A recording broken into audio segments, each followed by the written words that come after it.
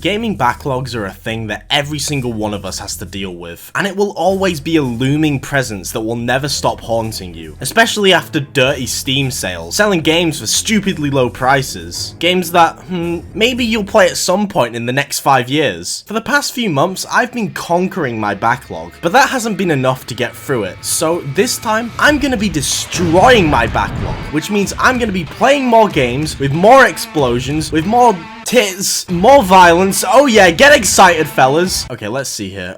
What's the first game on the list?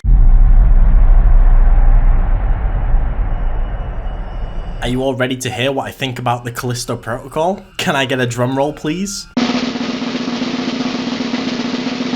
It's alright. Yeah, that's it really. I don't think it's great. I'll probably never replay it ever again, but I don't think it's bad either like a lot of people have made it out to be. It's like a 6.5 out of 10. Maybe a 7 out of 10 on a good day. Now there's a lot of things I did enjoy. For starters, I genuinely loved the setting. It being set in a high-tech prison on some dying planet is a really cool idea, but I don't think they take full advantage of the setting. A lot of it feels very samey, and I think that's mainly because of these.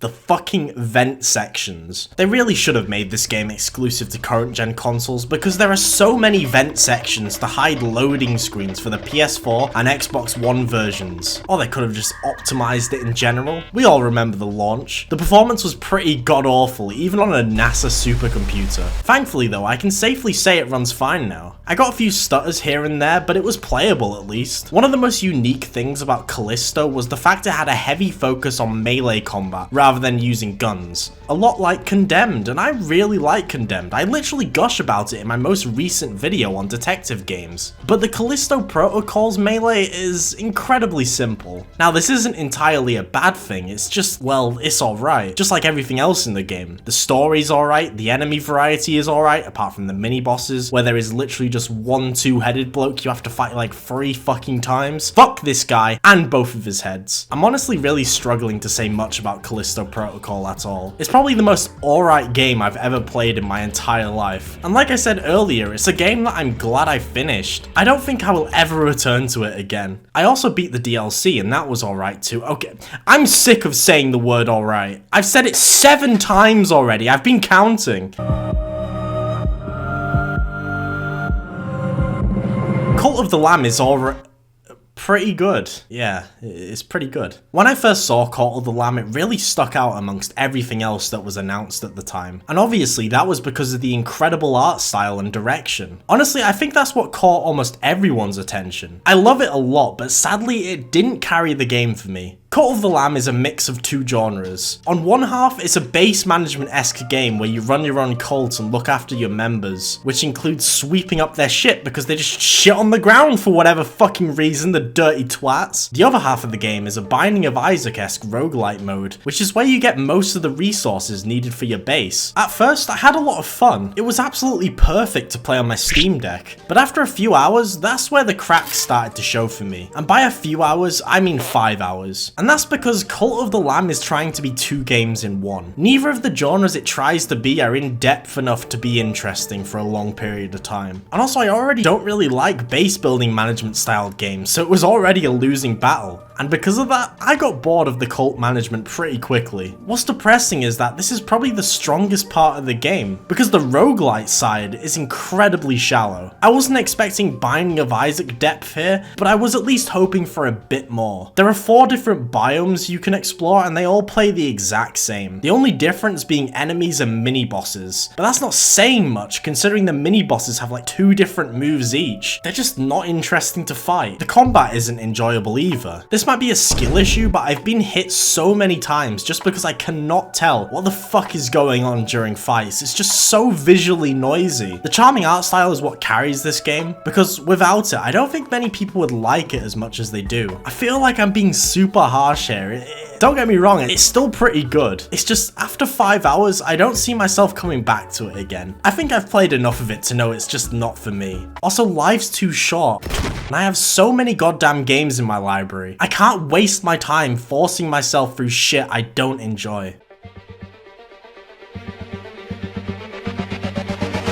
I love Miles Morales. Just like with Spider-Man 2018 on the PC, I double dipped with Miles Morales. I already finished the game on PS5 beforehand and I thought, fuck it, I loved it so much, I might as well buy it again on PC. I also did the same with Ratchet and Clank Rift Apart. I think Insomniac might be my favourite company out there, despite the horrible overlords that own them. Here's a little hot take. Can I get another drum roll, please?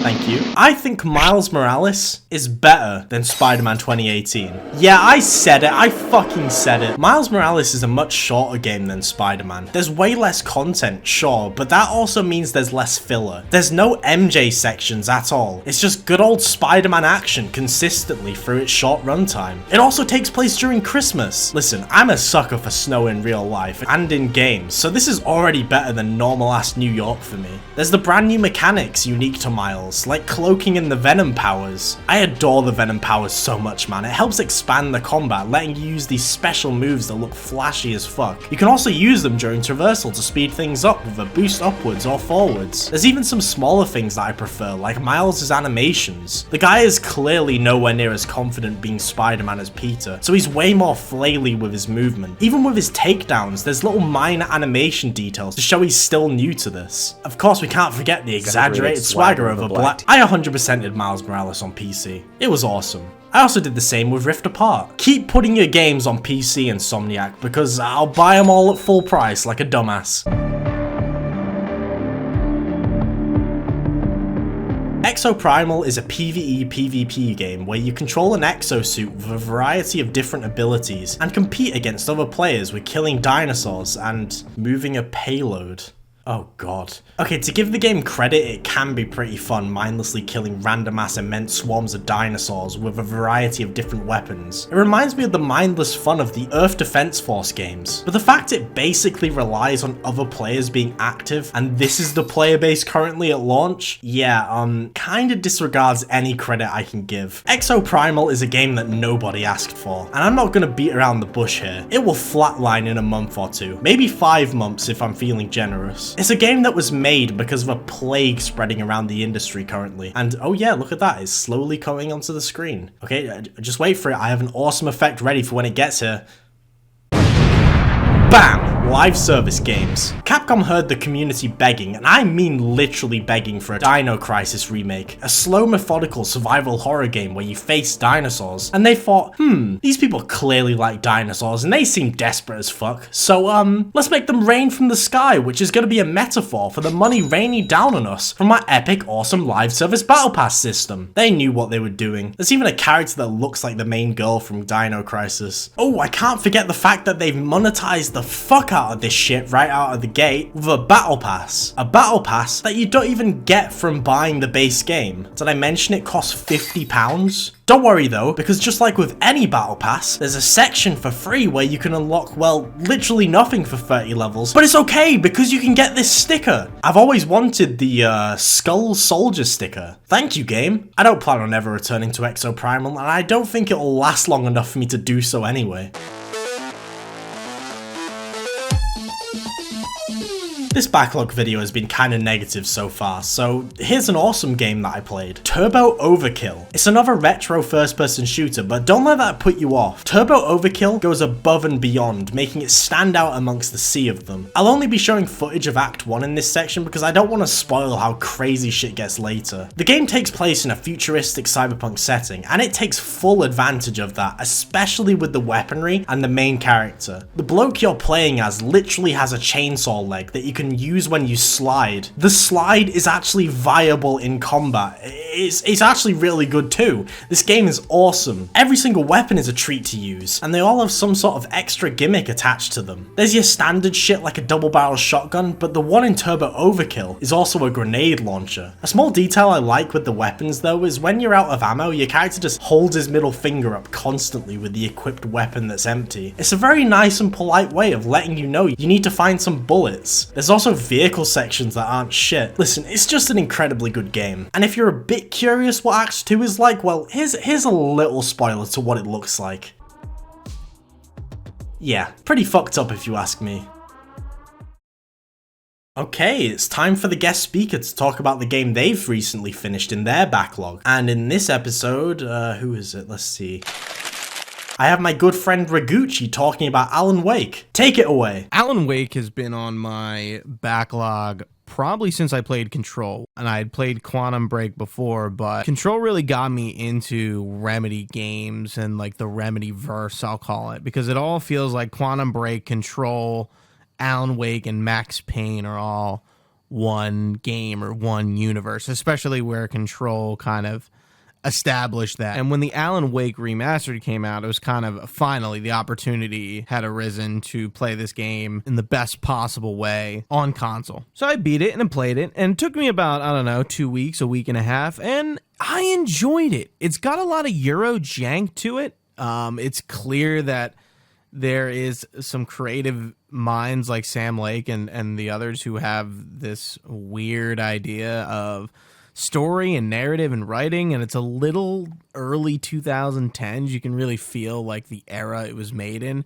but it gets kind of serious and more dramatic as the game goes, and I find that really appealing. And I really enjoy the gameplay loop. For some reason, focusing down enemies with the flashlight to sort of take their armor down and then blasting them away is not really something you see with every game. I mean, of course, there are enemies with armor, and you have to whittle them down to kind of reveal the the health or the unarmored version of them to be able to kill them.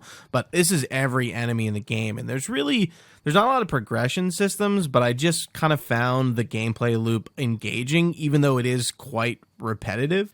The game does feel a little aged, though. I'm not gonna lie. It's a simple like point and shoot third person action game. There's like almost nothing to it powers wise. Like the gameplay is just shooting. There really isn't much here. But the story, I think, is where this game kind of separates itself from other titles of the time. I feel like this is very much a Colts classic game. I know a lot of people who really liked it and were really into it when it first came out. I think because there was really just nothing like it. You play as obviously Alan Wake, you're a writer, and your story, quote unquote, a story that you wrote is sort of coming to life, and Alan Wake is trying to essentially figure out what's going on while at the same time trying to rescue his wife, Alice. And I think it makes for an interesting setting. I think it does a lot of things uniquely. I think just the themes it explores are not themes or characters or even professions that video games explore. What game do you know that takes place from the perspective of a writer, of a novel writer? It's just kind of interesting. And I'm really excited to see what Alan Wake 2 is going to do. Obviously, it's going to blow Alan Wake 1 out of the water just on principle, right?